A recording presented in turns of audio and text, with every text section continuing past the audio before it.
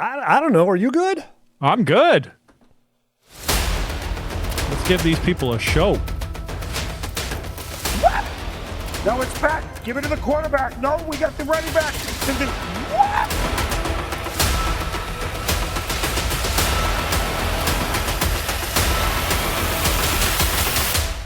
Straight off the couch.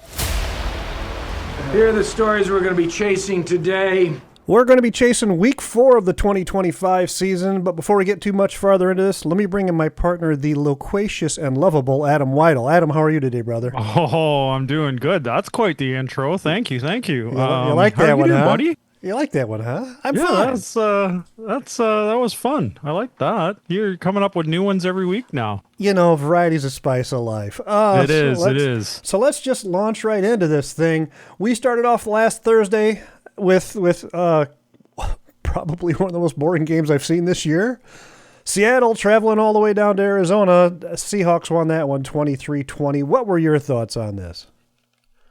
So I really am having a hard time with Thursday nights, and I think we touched on this last week. We did. It's not Amazon's fault. Nope, not at all. This is just what the NFL gave them. And yes, it's a divisional rival and all that kind of shit, but like that division is awful to watch on primetime games. The NFC West is struggling in general. Nobody's really standing up. Brock Purdy, I don't think he can complete a pass until he hits puberty. Well, he got his bag of cash, so now he can't play, right? Yeah. Now it's time to take some time off. Sure. So I just find that division really hard to watch in prime time. And we're not better this week because we get the other two in that division for Thursday night, I believe. we get the Rams and the Niners. Yeah. The battle of the Californians. Mm-hmm. There was like a big nothing burger for me. So, is there anything in the early window Sunday you would like to discuss? So the Steelers-Vikings game, I ended up catching the second quarter forward. I actually was like, oh, I'm having a coffee. What am I going to do?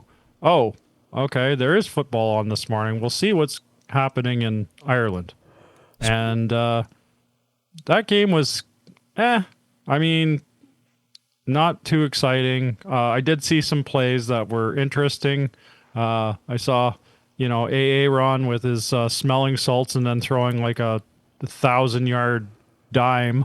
That ball went forever. And I don't know if you saw the news report. The backup quarterback got jumped in Ireland.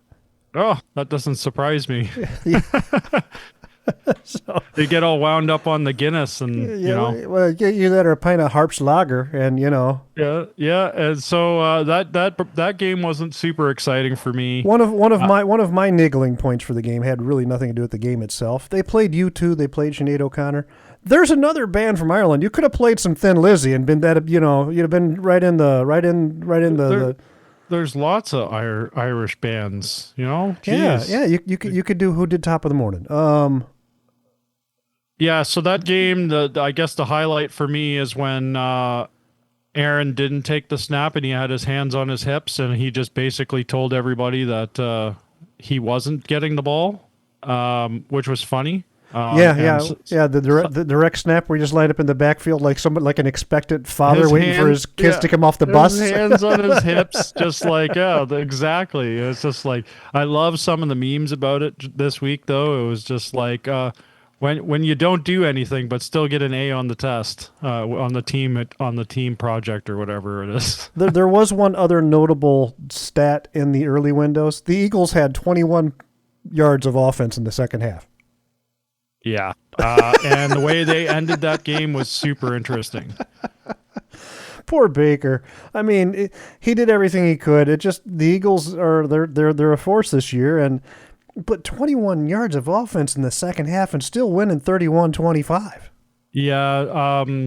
Unfortunately, Tampa's hit their wall without Evans in the lineup, and Chris Godwin coming back for his first game. It was like he didn't know what the playbook was. Yeah, their chemistry was off. They couldn't compete anything. So, but Baker, if you're ever in the greater Chicago area or you're near Toronto, we're still going to take you out for DQ or Baskin Robbins or something. You know what? Even after a loss like that, if you want to go get a Frosty from Wendy's, we'll do that for you. Yeah. You know, yeah, McFlurry, whatever. Yeah. If Whatever you're into, buddy. Yeah, because gosh darn it, you put your little heart out in that game, and I mean, I just love Baker's attitude. I really do. I love his trash talking too. Like, oh, so good. It really is. He's not afraid of anybody.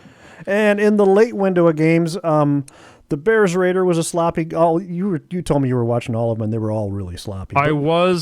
So yes, football in general was very sloppy this weekend. I had them all on, and I guess one of the sloppier games was Bill Saints, and I couldn't believe what I was watching.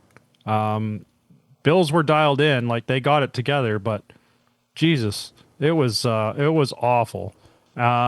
The big notable game for me that I didn't go back to very often because the score was so out of reach was Patriots put a 40-burger on the Panthers that crushed the Atlanta Falcons 30-0 last week. Yeah, and then the Falcons turned around and they put up what they put up? They put up 34 on the Commanders. So the Falcons are streaky, which is good. Hey, did you know Michael Penix Jr. is a left-hander? Just because I don't think his offensive coordinator realizes that. No.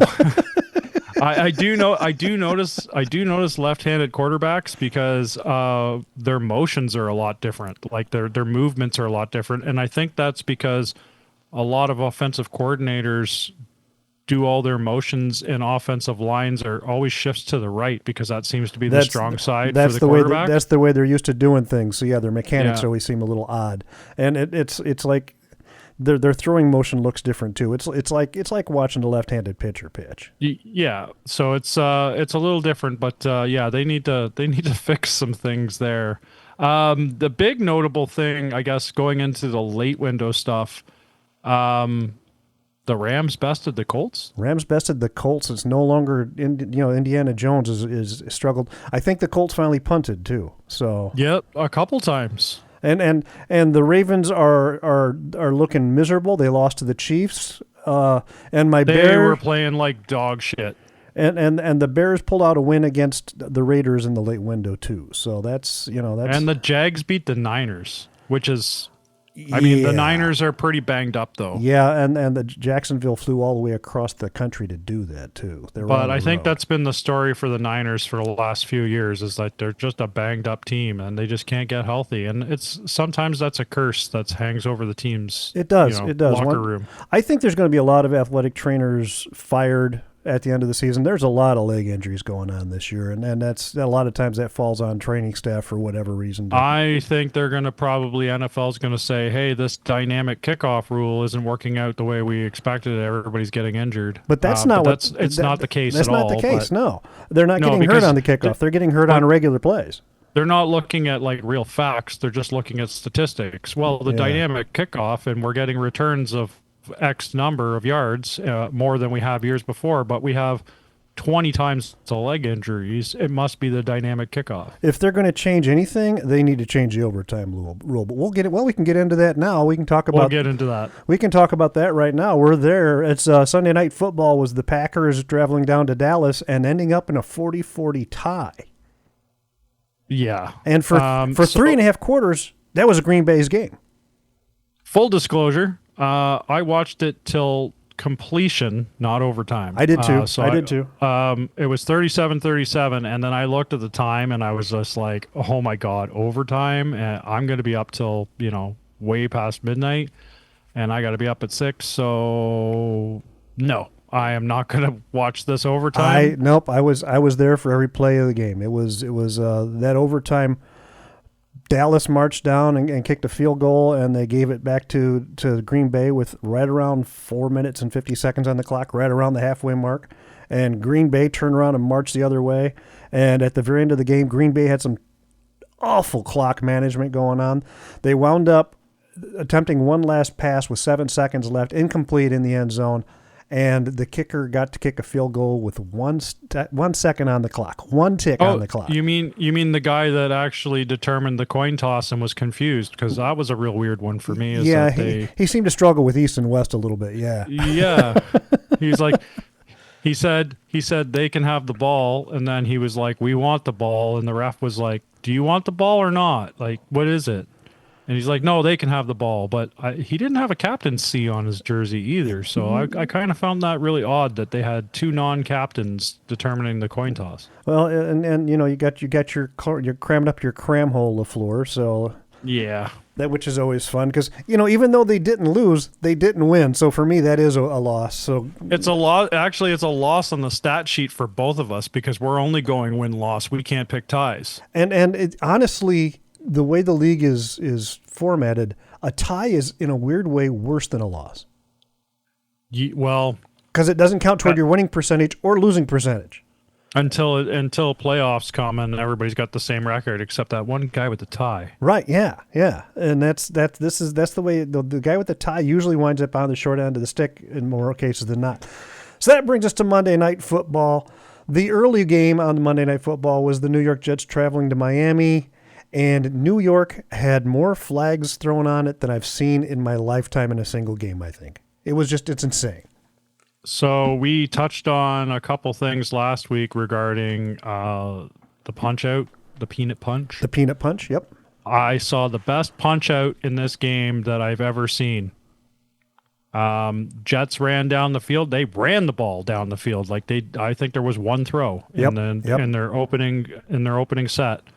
And that ball was maybe a half a yard before it crossed the goal line, and it got punched out and went back 5 yards, and the player continued to go into the end zone and thought he had a touchdown. He didn't even realize he didn't have the ball anymore. Right. Well, that happens sometimes. You get full of adrenaline. You don't realize you're not carrying the groceries home anymore. So, but, I mean, if you're going to hold the line and prevent a score, that is probably the best way I've ever seen it done. And the officiating in this game was questionable at best. It was a very slow game because of the number of flags. And I think New York has some legitimate complaints because I think a few of those flags that went against New York were not necessarily fouls. And there was a couple that were not thrown that should have been. For example, in the third quarter, Justin Fields runs out of bounds, plays dead. He takes 3 steps out of bounds, and the defender gives him a shove. That should have been a roughing or unsportsmanlike. It should have been unsportsmanlike, and it wasn't caught. Absolutely. And then, the Jets had a couple no calls that go in their favor, but it was so late in the game, and I guess Tyreek getting hurt, that was gruesome. His surgery was today. They claim they got everything fixed, and they're not going to have a second surgery. But I don't know. They claim he's going to be back in time for next season. MCL, ACL, and a dislocated knee. If he's back before next October, I'll be shocked. Yeah. I'd never seen a guy so happy to break his leg. Well, that means he can honestly tell all the baby mamas he doesn't have. I'm out of work right now. I'm out of money. I'm out of work. I'm unemployed. That game overall, I expected better from the Jets. I was quite shocked that the Dolphins could finish without Tyreek. And they finished pretty strong. But they did bring on, they did get Darren Waller in a trade, and he's going to be a difference maker for them. And the Jets are 0-4, and a couple of those losses. I mean, it was 21-27. That was a 6-point ball game. It was theirs. If they could have closed it out, they could have made a game of it. But they couldn't close the door. So yeah, Aaron Glenn's not looking too good right now. He's not. And Bratchett right away. He's like, he can come back to Detroit. I don't know. Detroit seems to be doing fine. They're doing just fine without him. And that brings us to the late window game on Monday night. Bengals at Broncos. Bengals were never in this game. Well, I don't even know. If you watch this game, I'm sorry you lost 3 hours of your life. I was flipping back and forth. I saw a big chunk of it. I tried to watch it because I was more curious about the Jets-Dolphins game than anything else because I was invested since it started an hour earlier. Right, yeah. But I did flip back and forth. I had the pitcher going on. But I was quite shocked that the game went really slow. And then the fourth quarter, there must have been no flags or anything because it just whipped by. Well, Jets-Dolphin was a closer game, in all fairness. So, but both those games had really no business being on a Monday night. And can we stop with the doubleheaders, please, on a Monday night? And an observation I had: Bo Nix needs to calm his feet. Oh yes, he's just all over the place. He needs to calm it. Last year, he'd hit that back step and he'd throw, or he'd plant his foot and he was good to go. This year he's got happy feet and it's affecting his throw. So I think he needs to calm his feet a little bit. Yeah, he's got to slow down. So what's the record? Oh, yes, the record. Let's bring that up. So right now, because of the debacle of you picking the Cards on Thursday night and me picking the Seahawks, neither one of us winning with the Packers. We both picked the Jets, so big loss there for both of us, and we both picked the Broncos. I get one up on you right now. I'm a 10-5. You're a 9-6. So it's anybody's race here still. So I'm gonna fix that, man. I can't have a Canadian beating me. That's just not good, you know. Well, sometimes you get lucky. It's like it could be like one of those sports betting apps, you know. Sometimes you get lucky. There's enough of those commercials. Is he in your house? Because he's not in my house. Is he in your house? Oh, the coach? Yeah, he just walked in. So it's time, boys and girls. Hey, buddy. It's Coach Blackwell. Hi, boys. Thanks for having me back. I don't have a lot of time here, but did you see the fashion this week? I'm not a fan of the dark jerseys on the Miami Football Dolphins. They are looking very black, but they call it like a deep sea blue. Is it just, am I crazy, Coach? I don't like the jerseys. I like the helmets. Well, funny thing is, Miami has never wore a black helmet. And they still haven't. That's deep sea blue, sir. But deep sea blue, Terrence. The other uniform, also part of the Nike rivalry series. I worked with Nike a couple times. They're lovely people over there. Arizona Cardinals, they came out and they wore their fajita outfits. It did look like a toasted tortilla shell, didn't it? I guess it was supposed to be a sandstorm effect. It was fajita Thursday night for sure. They called it white. They say they were white, but it looked more cream to me. And I don't know. Maybe it's the color on my television. No, I don't know. The coaches and the people on the sidelines there was cream, but the players' uniforms had little speckles of darker brown in them, like a tan. But the helmets were fabulous. I did like the helmets. That was a good look. And I'm hoping to see more of these rivalry uniforms. Apparently, rivalry uniforms, I don't get it, boys. Rivalries are supposed to be, okay, you're a rivalry. Why aren't they wearing rivalry uniforms together? Both teams, I agree, sir. Anyway, apparently, it's a Nike thing. They're only wearing them at home. It's only 2 divisions that are doing it.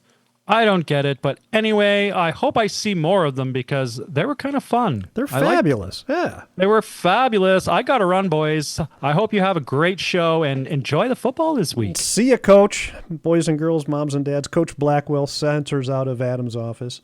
And that brings us to this week's game. How did he even get in? I thought he had a key. I just assumed. I did not answer the door.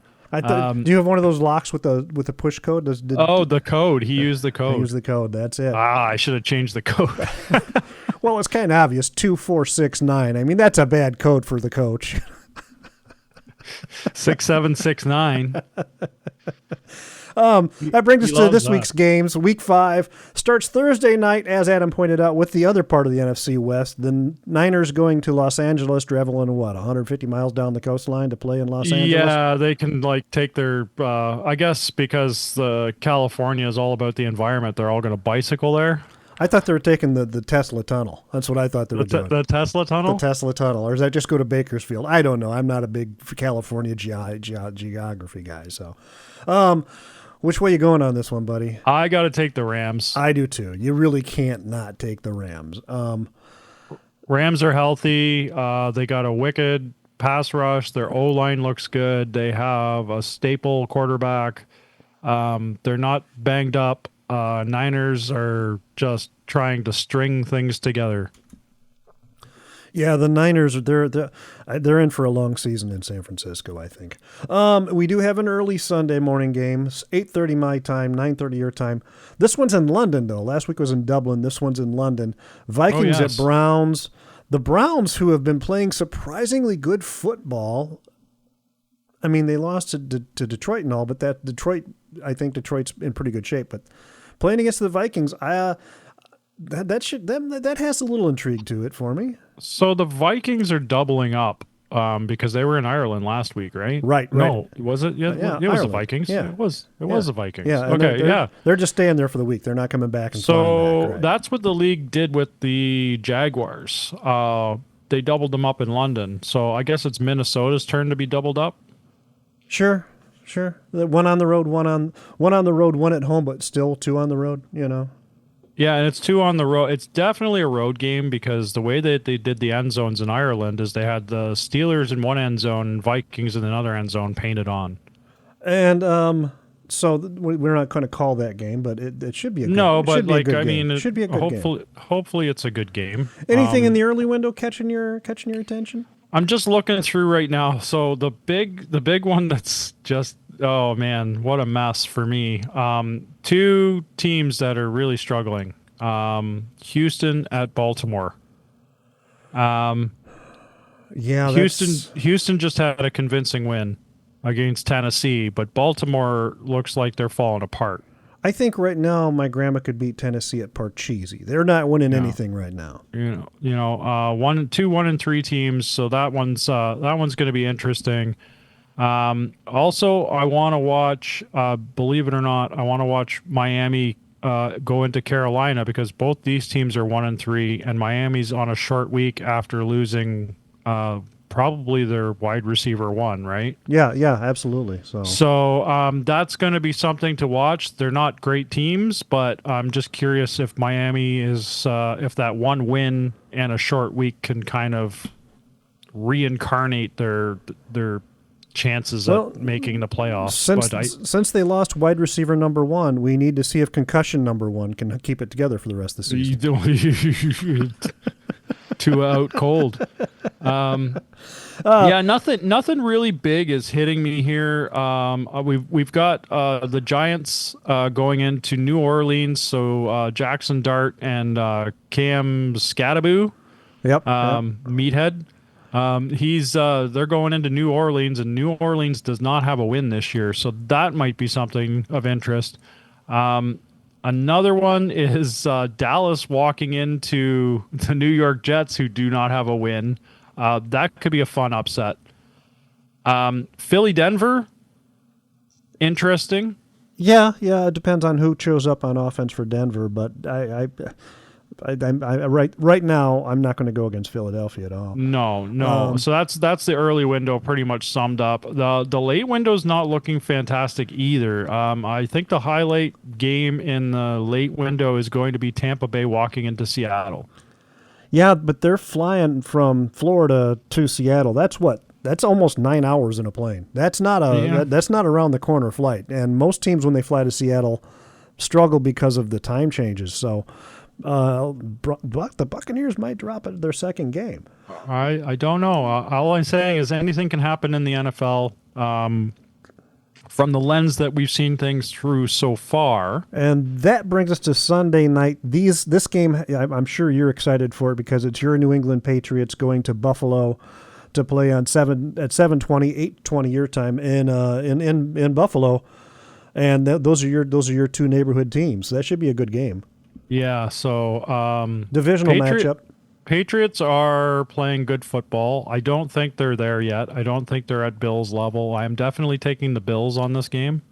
I would love to see the upset, obviously, because, fan. Right. I just believe the Bills are playing better football right now. I can't really argue that a whole lot. The Bills are playing better football. I mean, Josh breaks his nose and he comes and he completes 2 more touchdown passes. He's James Cook is putting on the yards like he's the running back to watch this year. Yep. They have the pieces. They have Dalton Kincaid is like not dropping anything. They've got lots of players that are catching balls, that are making yards after catch. That team doesn't seem to be able to do anything wrong, and it seems like it's everybody eats kind of philosophy. And the defense is hitting on all cylinders too. Their defense is playing really good football as well. So so I got to go Bills on that. I don't like that call just in my heart, but the logical call for me as the and Bills. I would go Buffalo as well. And this is that time of year we've been talking about up until now. They're getting film. The preseason jitters are over. We're going to start seeing regular solid football from here on out. And Buffalo usually makes that transition earlier and better than most teams. So Buffalo's looked like the better team in the league so far. Absolutely. Like they look like they can take on Philly right now. Absolutely. And that brings us to Monday night. Just one game this week on Monday night. Oh, darn. Thank goodness. The Kansas City Chiefs going into Jacksonville to take on the Jaguars. Even though the Jaguars won last week and the Chiefs won last week, I don't picture the Chiefs to play as badly as they have previously in this season. I think I'm going to take Kansas City. What do you think? Jeez. So Chiefs definitely played better football. They looked like the Chiefs of last year. Mm-hmm. They did get Xavier Worthy back, and he was a huge help to them. Travis Kelce's actually catching the ball, and Patty isn't running away as much. So I do think the Chiefs can win this game, but the Jags had a pretty impressive performance on the weekend too. So I'm going to have to take the Chiefs because I think, they're going to bring some refs with them. I think we're seeing that shit again. A little bit, you think? I saw some questionable calls in that last Chiefs game, and I saw all sorts of questionable calls this weekend. I think the league's going to have another sit down and say, "Hey, listen, we need to tighten this up a little bit," because it does look like there's once again some favoritism going on, but it's not on the level that it was last year, but it's still noticeable for me. Yeah, exactly. So I just wish they would like really pay attention to the reffing and be like, you know what, dudes, like it's one thing to miss a call, but that was a blatant call that you probably shouldn't have made. And they're calling what is they're paying more attention to the center if he has a sudden movement. Guys got, especially if it's not under center, if he's set back. The center's got to look up and down a little bit, make sure he's throwing the ball to the right place, and he's got to see who's going to hit him in the noggin in 2 seconds. So he moved the ball forward. That's a penalty. Yeah, they need to that needs to be looked at. And another thing that needs to be looked at, I see a lot of left tackles getting away with it now. Just before the ball is snapped, kicking that one back leg way the hell back to get a head start on the rush. Yeah. That needs to be addressed. And the illegal guy downfield, I'm not sure how I feel about that. They need to be a little more lenient on that, because it's almost always like a guard who pulled on a screen pass. Yeah, and it's like, oh, he was more than 5 yards, but the play's in front of him. So, like, what is it? Like, are they not? Did they have to just stand on the line? Like now, is that the rule? Like, I don't understand, but it is what it is. And I mean, we bitch about the officiating a lot. More last year than this year. I thought things were going pretty good until the weekend just passed. I agree. And like I said, I saw like 3 or 4 things last night, like the Williams reception in the end zone. That shouldn't have been called back. That was a good catch, It was a good catch. So there's New York has a legitimate complaint this week, I think. So that does it. Do you have anything else you want to cover before we start the closing music here? We're 28. I guess we should talk quickly about what's everybody eating on Sundays. Oh yeah. Ding ding ding. Deb, my friend Deb texted me and we were talking and she goes, "You guys should definitely do a food section." And I go, Adam is a big foodie. So what did you do this past weekend for food? So we did bacon chicken sliders. So they're basically chicken breast shredded, bacon, ranch, hot sauce, and Monterey Jack cheese, and just pull them apart from the big what do they call that? The Hawaiian? What's the name of the damn slider buns? King's Hawaiian. Yeah, that's the one. And they worked out really well. So do you just like saute the breast on a stovetop and then shred them apart, or do you put them in a crock pot? What do you do with the breast?